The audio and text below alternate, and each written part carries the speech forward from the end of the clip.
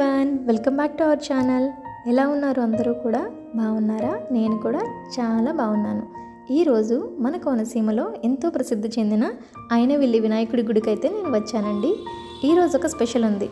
అదేంటంటే మా వారు పుట్టినరోజు. సో మార్నింగే నేను పిల్లలిద్దరిని స్కూల్కి పంపించేసిన తర్వాత నేను మా వారు అయితే గుడికి అయితే వచ్చాము. చూస్తున్నారు కదా, ఇక్కడ అయినవిల్లి గుడిలో ప్రత్యేకత ఏమిటంటే ఇక్కడ నిత్యం హోమం అన్నది జరుగుతూ ఉంటుందంటండి. చూసారు కదా. ఇంకా చెప్పాలంటే ఈ గుడిలో మనం 7 కొబ్బరికాయలు కొట్టి గుడి చుట్టూ 7 ప్రదక్షిణలు చేసినట్లయితే కనుక మనం ఏది కోరుకున్నా కూడా ఆ కోరిక నెరవేరుతుందని చెప్పి అన్నారు.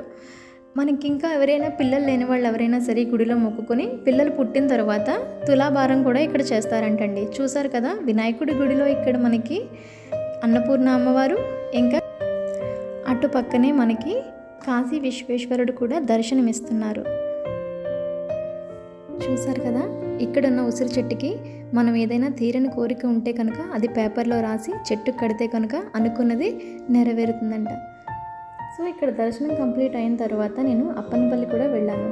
ఎందుకంటే సాటర్డే అంటే వెంకటేశ్వర స్వామి కదా, సో అక్కడికి కూడా వెళ్ళామండి, అప్పనపల్లి కూడా.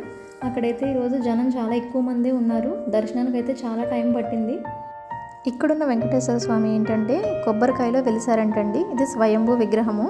సో అది వచ్చి పాత గుడిలో పెట్టారు. తర్వాత ఇక్కడ మళ్ళీ కొత్తగానే వేరే గుడి కూడా కట్టారంట. ఇక్కడ కూడా దర్శనం అయితే చాలా బాగా జరిగిందనే చెప్పాలి.